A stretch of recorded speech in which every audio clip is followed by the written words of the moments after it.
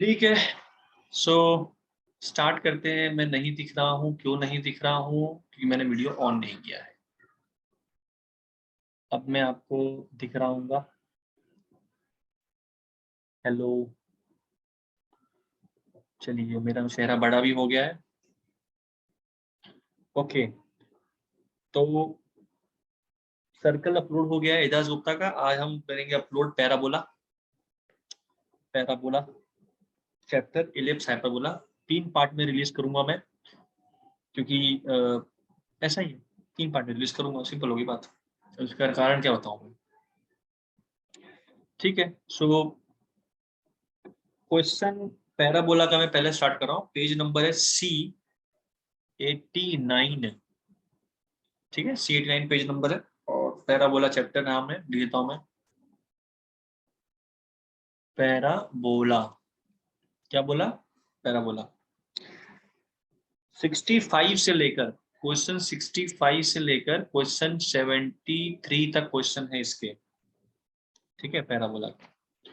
तो स्टार्ट करते हैं बिना बकवास किए हुए। 65 number, a double ordinate PQ, double ordinate PQ of the parabola y square equal to 4px। इसका डबल ऑर्डिनेट, तो देखो y स्क्वायर है और x पॉजिटिव, और इसका दिख रहा है आपको y माइनस 0 का whole square equal to 4px minus 0। तो इसका वर्टेक्स जो है वो 0,0 है। ठीक है, ऐसा बनेगा पैराबोला। अच्छा, double ordinate has the length 8p। उसका लेंथ दे रखा है 8p जितना है, तो 8p इसका लेंथ है। अब डबल ऑर्डिनेट क्या होता है? हमेशा एक्सिस ऑफ द पैराबोला के परपेंडिकुलर होता है। सो ठीक है, यहां से लेकर यहां तक की लेंथ है 8p। ठीक है, if v be the vertex, v be the vertex of the parabola, then angle PVQ, ये PQ तो आपका था, ये एंगल PVQ कितना आएगा? एंगल PVQ ये पूछा है, ये लेंथ कितना आएगा? अब देखो, अगर 8p लेंथ है तो इसका इसका लेंथ कितना आएगा? 4p because of symmetric. ठीक है ना, 4p हो गया। 90 डिग्री ये रहा, 90 डिग्री, एक साइड कॉमन है। ठीक है, ये इक्वल 90 डिग्री, और ये लेंथ है ना, कॉमन साइड। तो एस से ये कॉन्ग्रुएंट हो गया। तो इसका मतलब ये वाला जो एंगल होगा थीटा, ये भी किसके बराबर होगा? थीटा के।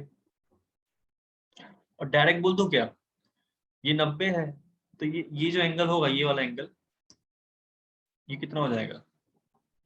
ये हो जाएगा 45। क्यों ऐसा? क्योंकि सर ये जो लेंथ है ना, ये 4p,0 होगा। ऐसा कैसे? अरे भाई परपेंडिकुलर है, तो 4p लेंथ यहां से भी यहां तक का लेंथ कितना हो गया? 4p। तो ये साइड और ये साइड इक्वल है, तो ये एंगल कितना होगा? 45। 45 प्लस 45 कितना आ गया? 90 डिग्री। डायरेक्ट अगर बोलो डायरेक्ट, तो पैराबोला केस में जब भी सवाल आपको ऐसा दिखे कि डबल ऑर्डिनेट का एंगल कितना बनेगा वर्टेक्स के हिसाब से, चाहे यहाँ पर वर्टेक्स शिफ्ट कर दूं मैं, कुछ भी हो जाए, ये 90 डिग्री से बिल्कुल नहीं हिलेगा, ना कम ना ज्यादा। 90 डिग्री आप याद कर लीजिए इसको। ये सवाल इजी में आएगा और इसका ऑप्शन आ रहा है बी। ठीक है, अगला क्वेश्चन, क्वेश्चन नंबर 66।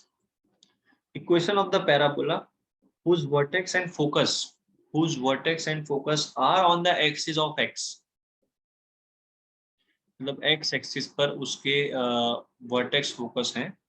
तो ये हमें बता रहा है कि जो भी इक्वेशन है कुछ y square equal to 4a x जैसा आएगा। तो आप पहले तो एक्सिस ऑफ द पैराबोला से डिटरमाइन कर लीजिए कि y स्क्वायर किस पे लगेगा, और सॉरी किस पे स्क्वायर लगेगा, किस पे सिंगल डिग्री आएगा। अगर ये पैरेलल इसका अगर एक्सिस y एक्सिस होता, तब x square equal to 4a आता। समझे?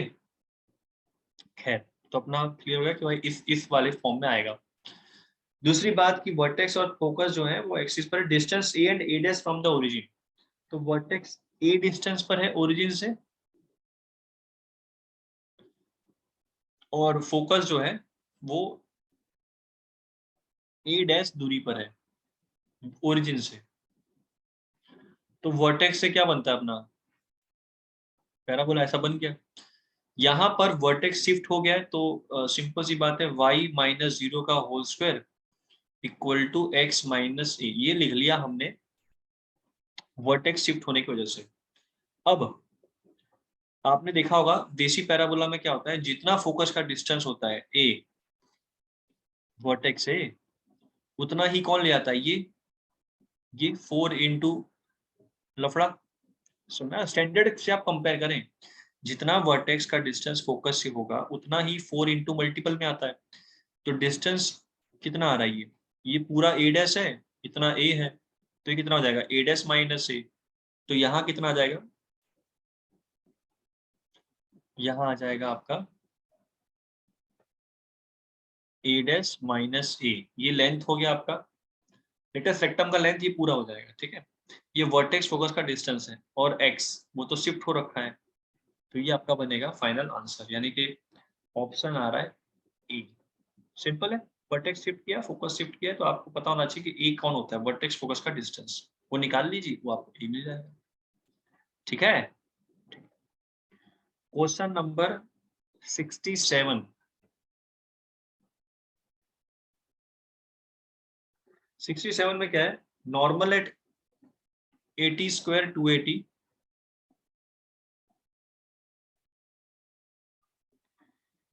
T1 है,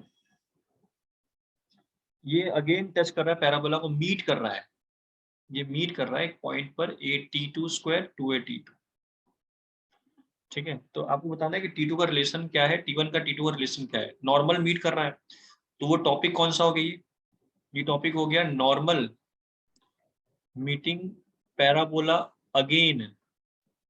अगेन जब मिलता है तो आपने पढ़ा होगा इसको, आप कॉर्ड का इक्वेशन पता होगा आपको, कॉर्ड की इक्वेशन क्या होती है, नीचे आएगा एरिथमेटिक मीन और यहाँ आएगा ऊपर ज्योमेट्रिक मीन का होल स्क्वायर। ठीक है, और नीचे आएगा एरिथमेटिक मीन और यहाँ आ जाएगा ए। ठीक है, ये फॉर्मूला याद होगी आपको, ये कॉर्ड की इक्वेशन है, सिंपल कॉर्ड की इक्वेशन है। अगर और यही कॉर्ड क्या बन रहा है, यही कॉर्ड क्या बन रहा है नॉर्मल, तो नॉर्मल से कंपेयर कर लेना। नॉर्मल की इक्वेशन क्या होती है इसमें याद होगा आपको, माइनस टी एक्स मतलब T1 2a T1 plus a T1 cube, जहां से निकल रहा है वहां से, तो इसको आप कंपेयर करेंगे ना तो आपको रिलेशन मिल जाएगा T1 और T2 का। तो क्या रिलेशन है वो लिख देता हूं मैं, तो T2 आएगा -2/T1 माइनस T1। ठीक है, देखो मैंने इसको याद रखा नहीं है, आप निकाल सकते हो बैठ के एग्जाम में, y2 माइनस y1, ठीक है ना, अपॉन x2 माइनस x1, ये आपको स्लोप आ जाएगा। चलिए मैं आपको दिखाई देता हूँ मैं ना कैसे आया, ये इंपॉर्टेंट टॉपिक है, ये नॉर्मल जब मिलता है तो जो T2 वाला पॉइंट है वो सर रिलेशन क्या होता है T1 में, ये होता है -2/T1 माइनस T1। ठीक है, सो ऑप्शन आ जाएगा तुरंत, सी ऑप्शन है आपका, कोई दिक्कत वाली बात। अच्छा, इसका यूज क्या करना है, अगर आपको लेट से कोई पॉइंट दिया है और दूसरा पॉइंट पूछा है यहाँ पे नॉर्मल मिल रहा है पैराबोला पे, तो आप लेट से जैसे कि अगर मैं इक्वेशन दूं y² इक्वल टू 4x, तो आपको a दिख गया 1 है, तो आपने पॉइंट क्या लिख लिया पहले, तो t² 2t लिखा। अब इसको बोला है उसने, मान लीजिए 4, 4 दिया हुआ है, तो आप तुरंत कंपेयर कर लेंगे ना, अच्छा सर t² 4 है तो t कितना आएगा 2 - 2, यहां से आप कंपेयर कर लेंगे, अच्छा 2t इक्वल टू 4 है तो t सर कितना आएगा 2,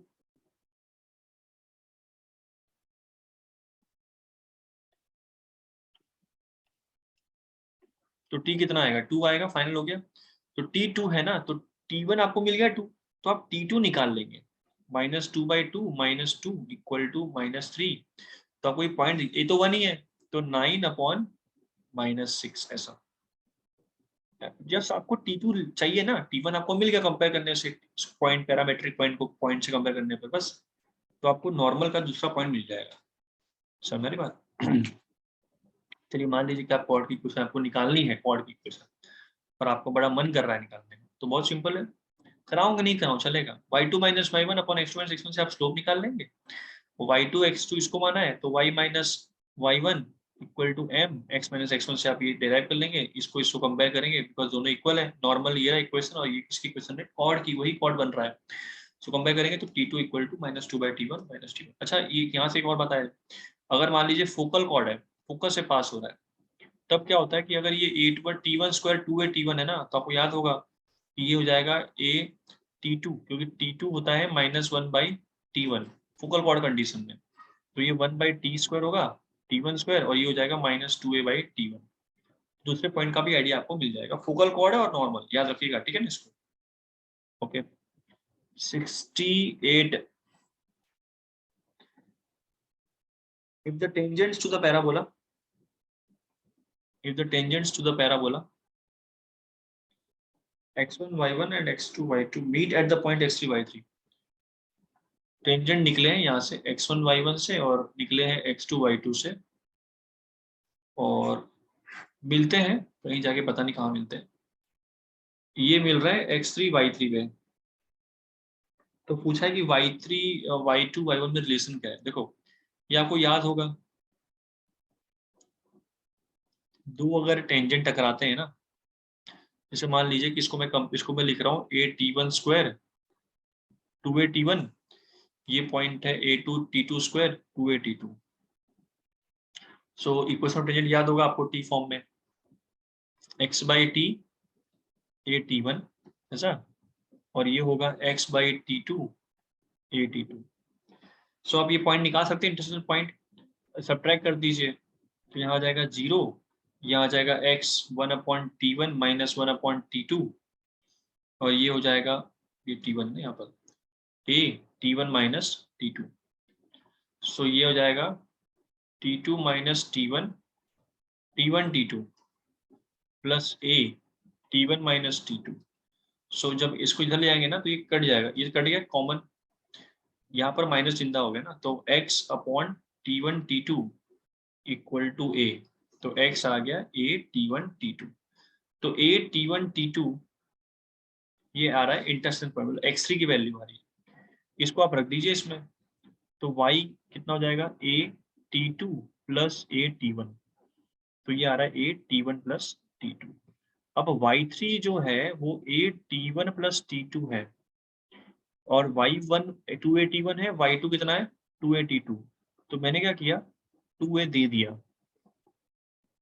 ऊपर नीचे, सो ये बन गया आपका y1 प्लस y2/2, यानी कि दो टेंजेंट जहां मिलते हैं तो उसका y टर्म जो होता है वो एवरेज होता है y1 y2 का, ठीक है ना। तो ऑप्शन आएगा इसका बी, ऑप्शन आएगा बी, अच्छा सवाल, ठीक है ना।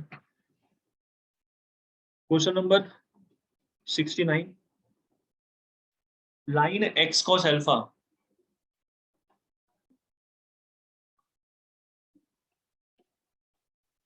टचेस द पैराबोला, ये लाइन टच कर रहा है पैराबोला को, तो कौन सी कंडीशन आएगी, p cos अल्फा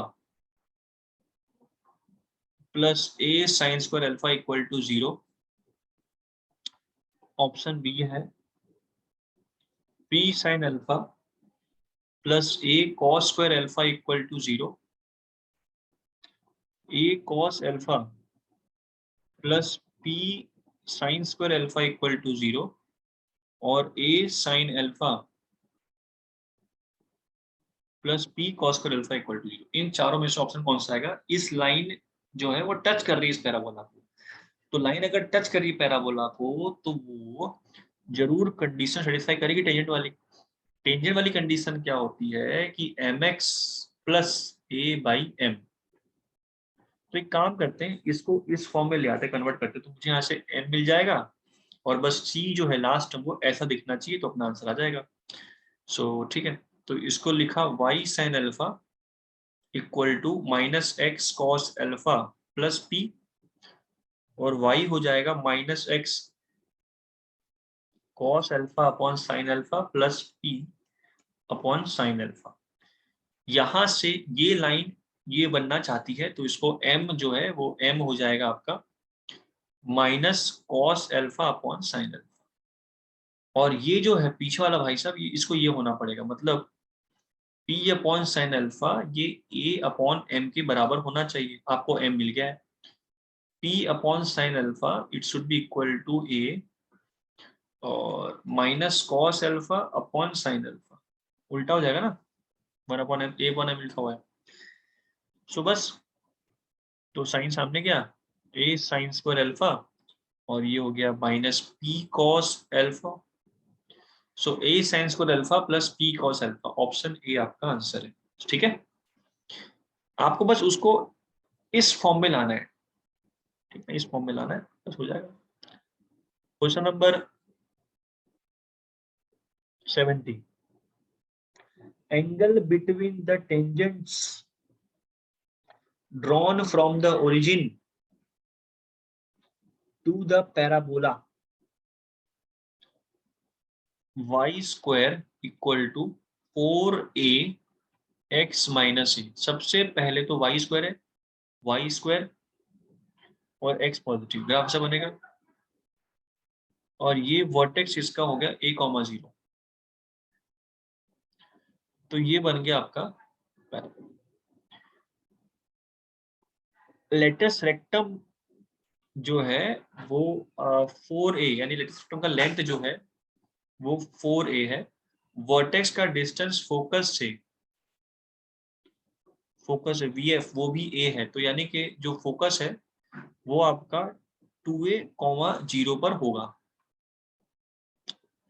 अब टेंजेंट जो ड्रॉ किए हैं, एक कहां से, ओरिजिन से, angle between the tangents drawn from the origin, ऐसा। तो ये जो एंगल है, ये वाला एंगल पूछा है इसने, कितना है, समझ में आ रहा है सवाल? ठीक है, पॉइंट मार्क कर लेते हैं फटाफट, पॉइंट। अरे ये तो बहुत लाइट हो जा रही है, पॉइंट मार्क कर लेते हैं। देखिए, इक्वेशन ऑफ टेंजेंट क्या होगा, सबसे पहली बात तो, अगर ये वर्टेक्स चेंज नहीं हुआ होता तो mx plus a by m। अब वर्टेक्स चेंज हो गया तो यहाँ पर भी चेंज कर दीजिए, y माइनस 0 तो y रहेगा x minus a plus a by m। ये आपका बनेगा टेंजेंट। एंगल बिटवीन देम पूछा है, कहां से निकले, ओरिजिन से, तो इसके ऊपर क्या लाई करेगा, ओरिजिन। तो y और x में क्या रिप्लेस कर दिया, ओरिजिन, तो 0 equal to minus m a plus a by m. So m a equal to a by m, so m square equal to 1। So एक आ रहा है m1 और एक आ रहा है -1। तो अगर किसी दो लाइन का स्लोप 1 -1 है तो उनके बीच का मल्टीप्लिकेशन -1 होगा। सो इसका मतलब ये लाइन कैसी है, क्योंकि एक m1 कितना आ रहा है, 1 आ रहा है ना, -1 आ रहा है, तो दोनों कैसे हो गए, परपेंडिकुलर, बिकॉज m1 m2 कितना आ रहा है, -1 के मल्टीपल के बराबर। सो ऑप्शन आ जाएगा 90 डिग्री ए। ठीक है, सिंपल। क्वेश्चन नंबर 71,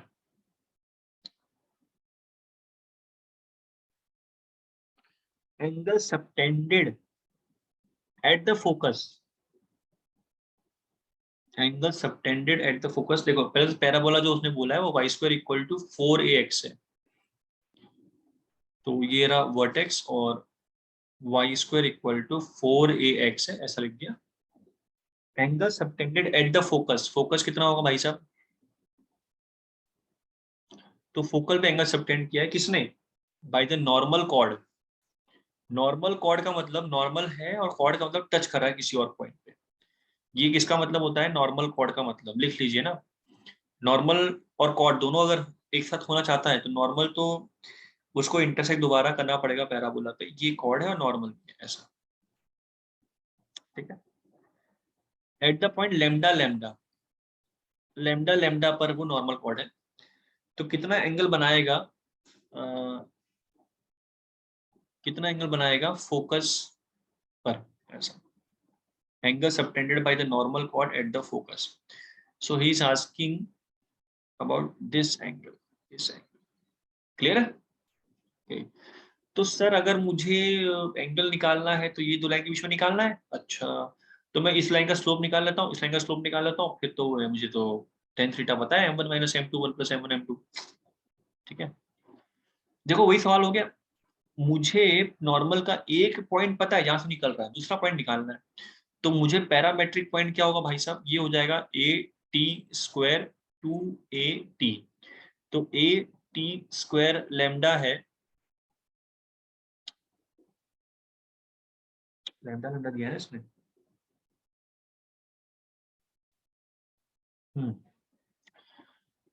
सो यहां से मुझे t² मिल गया λ/a। अब 2a_t भी लैम्डा है, सो t यहां से हो रहा है λ/2a, लैम्डा लैम्डा है ना उसमें, वो लैम्डा लैम्डा है, तो यहाँ पर मैंने क्या किया, t² आपको λ/a दे रखा है, सो t की वैल्यू यहां से कितनी हो जाएगी, लैम्डा का रूट अपॉन √a, ठीक है। और यहाँ पर t कितना आ रहा है, 2a, λ/2a, आपको t सेम चाहिए तो root lambda upon √a equal to λ/2a कर दिया, ठीक है। तो लैम्डा लैम्डा कट गया यहाँ पर, तो रूट लैम्डा बचा, रूट लैम्डा यहाँ पर a कटा, तो 2√a, तो यानी कि लैम्डा की वैल्यू हो जाएगी 4a के बराबर, ठीक है। तो लैम्डा आपको दे रखा है उसने 4a, तो ये पॉइंट कितना आ रहा है आपके पास, 4a 4a 4a 4a है, तो यानी कि ये कितना हो गया 4, तो t कितना आ रहा है 2, 2 और -2, इसने क्या बोला कि लैम्डा कितना है 4a, तो 2 एग्जैक्ट 2 आ रहा है, तो -2 वाला हट गया, सो t कितना है 2। अब मुझे ये वाला पॉइंट निकालना है, ये कितना होता है a_t2² 2a_t2, पर मुझे t2 और t1 का रेशो पता है, तो t2 कितना हो जाएगा -2/t1 - t1, t1 कितना है 2 है, तो -1 - 2 यानी कि -3, सो ये हो जाएगा 9a और ये -3 -6a, ठीक है। अब मुझे इसका स्लोप चाहिए m1, तो m1 आ रहा है 4a 4a और ये a,0, यानी 4a - 0 4a - a यानी कि 4/3, जहां की m2 आ रहा है ये वाला, ये आ रहा है आपका -6a -0/9a - a यानी कि -6/8 यानी कि -3/4, m1 m2 के बीच का अगर मल्टीप्लीकेशन -1 है जो कि दिख रहा है, तो यानी कि ये एंगल कितना हो गया 90 डिग्री। इससे हमने एक और चीज क्या सीखी कि अगर y इक्वल टू मतलब x कोऑर्डिनेट सेम है, दोनों अगर कोऑर्डिनेट सेम रखें तो जरूर वो पॉइंट कितना होगा 4a 4a होगा, दूसरा कितना होगा -6 है, तो आप आराम से 90 डिग्री निकाल लेंगे, कोई दिक्कत नहीं। आगे बढ़ते हैं, 72 नंबर, ये अच्छा सवाल था, आप याद 2 सवाल आ गए नॉर्मल के इंटरसेक्ट दोबारा पैराबोला पे होने पर, तो ये वाला रिलेशन याद कर लीजिए, काफी इंपॉर्टेंट है, ठीक है।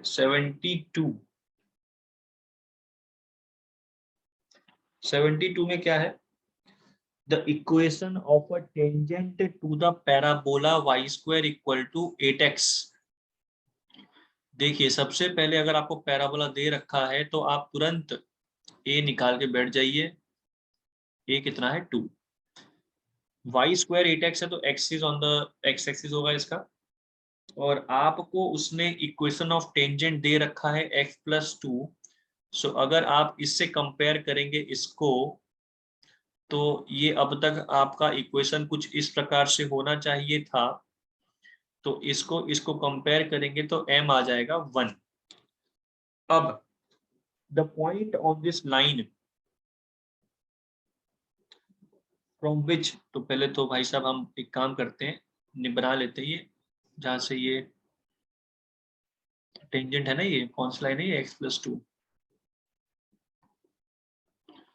ठीक है, ऐसी लाइन है ये, the point on this line from which the other tangent of the parabola is perpendicular to the given tangent. एक पॉइंट है जहां से टेंजेंट ड्रॉ किया गया दोबारा और इनके बीच का रिलेशन 90 डिग्री का है, तो ये वाला जो पॉइंट है वो क्या आएगा वो बताना है। तो 90 डिग्री अगर है तो यानी कि तुरंत इक्वेशन जो भी होगा, क्योंकि अभी ये टेंजेंट दोबारा बन रहा है तो ये शक्ल लेगा, और परपेंडिकुलर है इसके, तो इसका स्लोप कितना है 1 है, तो इसको -1 होना पड़ेगा। तो -x2/-1 यानी कि -x-2, ये आपका बोल इक्वेशन। अब बस इसको और इसको इंटरसेक्ट करा दीजिए। तो इंटरसेक्ट कराएंगे तो यहाँ पर आपको दिख रहा होगा कि y = x+2 और y = -x-2। यहाँ पर ऐड करने पर 2y = 0, तो y = 0। सो ये पॉइंट का y टर्म 0 है, y रख दीजिए 0, तो x आ जाएगा -2। सो -2, 0 ये आपका आंसर है। तो वही बोल रहा हूँ, आप इसको m वाले को याद कर लीजिए, उससे कंपेयर करना है, बस आपको m a दिख जाएगा, सब कुछ दिख जाएगा। बकवास सवाल था ये, ऑप्शन बी आएगा आंसर। ठीक है, क्वेश्चन 73, ये भी वही घटिया सवाल पूछा है। If T1 and T2 are the ends of the focal chord of the parabola, then T1 T2 is, तो अगर एंड पॉइंट है तो T1 T2 कितना आएगा -1। ऑप्शन बी आपका आंसर है। चैप्टर टेस्ट के क्वेश्चंस करते हैं पैराबोला के। पेज है C91 का, क्वेश्चन नंबर 2 का ए पार्ट। इसमें क्या दे रखा है, if the normals of the two the parabola y² = 8ax at the points x1 y1 x2 y2 x are congruent, then क्या है कि ये फिर टॉपिक का सवाल है। तीनों से आपने क्या ड्रॉ किया है, नॉर्मल, यहां से नॉर्मल, यहां से नॉर्मल, यहां से नॉर्मल, ये कॉन्करेंट हो गए, यहां टकराते हैं। ठीक है, निकलने वाली जो पॉइंट है वो x1 y1 है, x2 y2 है और x3 y3 है। तो बताना ये है कि ये कंडीशंस क्या है x1 x2 x3 y1 y2 y3 बीच में। देखिए नॉर्मल की इक्वेशन तो ऐसी होती है -2x + 2at + at³। ठीक है, यहां पर दिख रहा है कि T1 T2 T3 तीन इसके रूट हैं, मतलब at1² 2at1, at2² 2at2 और एक at3² 2at3। ठीक है ना, इसके तीन रूट्स हैं, मतलब maximum you can draw a normal on the parabola from a point P is maximum 3, और यहाँ पर मैक्सिमम 3 ही दे रखा है इसने। सो मुझे यहाँ से दिख रहा है कि ये इक्वेशन टी फॉर्म में, तो ये at³ + 2at - tx और -y = 0 है। तो T1 + T2 + T3 ये सम ऑफ द रूट्स हैं। ये कहाँ मिलता है t² के पास, वो तो है ही नहीं, 0। तो अगर मैं यहाँ सबको 2a दे दूं, 2a T1, मतलब 2a से मैंने मल्टीप्लाई कर दिया तो भी 0 रहेगा, क्योंकि 2a × 0 0 क्या। और ये आपको कंपेयर कर लोगे तुरंत y1 y2 y3 से, तो यहाँ क्या लिखा हुआ है y1 + y2 + y3 कितना आएगा 0। ठीक है, तो ऑप्शन बी आपका आंसर है। क्वेश्चन 2 का B, S is the focus of the parabola। ठीक है, बनाते हैं। S क्या है, फोकस है पैराबोला का। पैराबोला कौन सा दे रखा है, नहीं दिया हुआ है। PQ is any focal chord of the parabola। Focal cord है, इसका मतलब कहां से पास होगा ये। ठीक है, जैसे अब फोकल कॉर्ड जैसे सुनोगा, तो अगर आप इसको लिखते हो at1² 2at1, तो तुरंत आपको पता है कि T1 T2 -1 होता है फोकल कॉर्ड कंडीशन में। सो ये पॉइंट हो जाएगा at2², T2 कितना हो गया -1/T1 का स्क्वायर, 1/T1 का स्क्वायर, और ये हो जाएगा -2a/T1। ठीक है, then the semi latus rectum की लेंथ, अगर आप इसको लेके चलते हो, मतलब आपने अगर इक्वेशन माना है y² = 4ax, तो लेटस रेक्टम की लेंथ 4 है, तो सेमी लेटस रेक्टम की लेंथ कितनी हो गई? 2a। तो ये क्या होगा? Arithmetic mean of PS and QS, geometric mean of PS and QS और harmonic mean of PS and QS. अब देखिए, तो पहला ऑप्शन बोल रहा है कि 2a जो है वो अरिथमेटिक मीन है पीएस और एसक्यू का। अब मुझे पीएस और एसक्यू की लेंथ निकालनी पड़ेगी, वो तो मुझे पता है कैसे निकालते हैं, डायरेक्ट्रिक्स से। डायरेक्ट्रिक्स लेंथ कितनी होती है? इक्वेशन x = -a, जितनी लेंथ ये होगी उतनी ही लेंथ ये भी होगी, क्योंकि रेशियो क्या होता है? 1 के बराबर।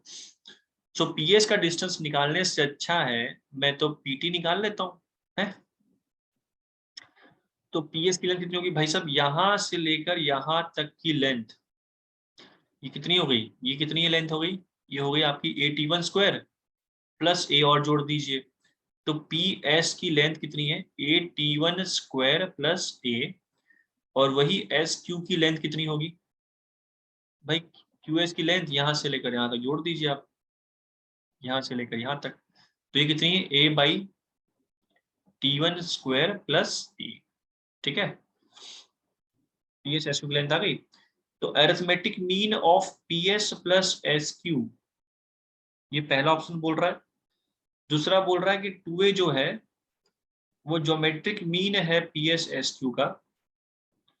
ऑप्शन सी बोल रहा है कि ये 2a जो है वो हार्मोनिक मीन है। तो हार्मोनिक फॉर्मूला क्या होती है? 2 into P S into S Q upon P S plus S Q. Option D कुछ नहीं। तो आपने अगर पढ़ा होगा अपने नोट्स में, तो हाइलाइट्स में सर लोगों ने लिखवाया होगा कि जो सेमीलेक्टर सेक्टम होता है वो हार्मोनिक मीन होता है पीएस और एसक्यू का, फोकल कॉर्ड का। ठीक है, प्रूफ दिखाता हूं मैं आपको।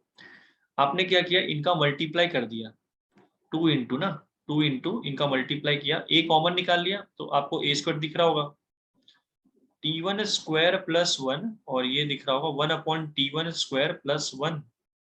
नीचे इनका एडिशन किया तो a बाहर आ गया, यहां लिखा हुआ है T1² plus 1 plus 1/T1² plus 1। सो बस ये a कटा, 2a बचा न्यूमरेटर में। आप जब इसको सिंप्लीफाई करेंगे ना तो ये पूरा टर्म कट जाएगा, तो 2a के बराबर आंसर है। सिंपल। तो ऑप्शन आएगा सी। याद रख लीजिए, फोकल कॉर्ड का जो आधा पार्ट है पीएस और एसक्यू, ये हार्मोनिक मीन होते हैं, हार्मोनिक मीन है। ठीक है ना? So 2a semilatus rectum is the harmonic mean of PS and SQ which is focal chord passing from the focus. अच्छा सवाल है ये, प्रॉपर्टी पर आ गया। क्वेश्चन नंबर 2 का सी। ठीक है,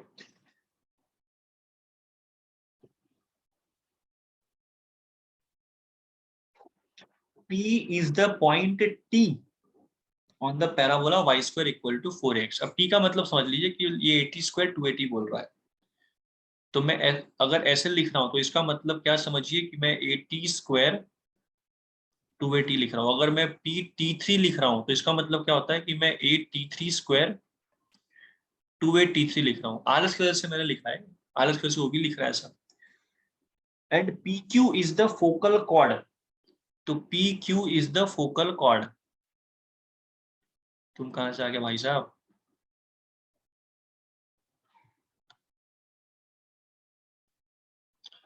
तो Q आपका एक फोकल कॉर्ड है, मतलब ये पास हो रहा है फोकस से, जो कि है a,0।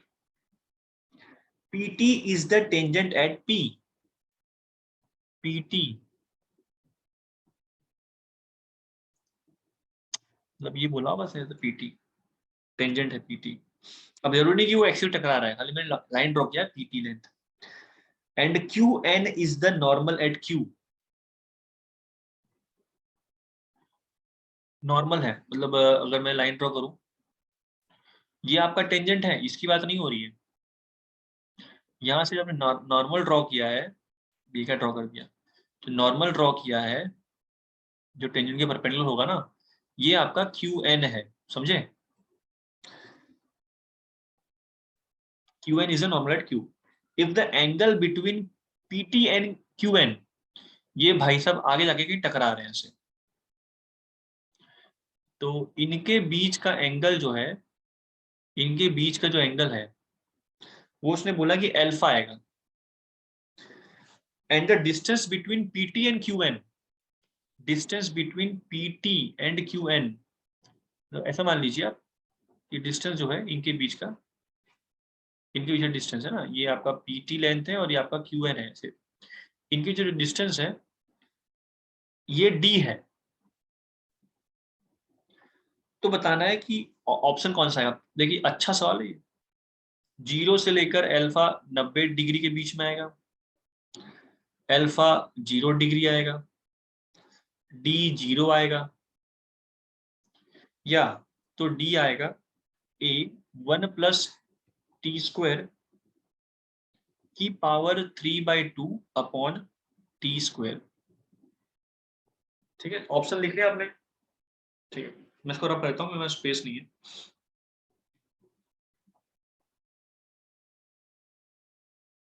अच्छा, अल्फा 0 का मतलब क्या होता है सर? ये मतलब वो ऐसा बोल रहा है कि लाइन पैरेलल होगी। अब यहाँ क्या है ना कि उसको, वो सभी अल्फा के लिए बोल रहा है कि अल्फा कोई भी एंगल हो सकता है, कोई डी भी कुछ भी हो सकता है।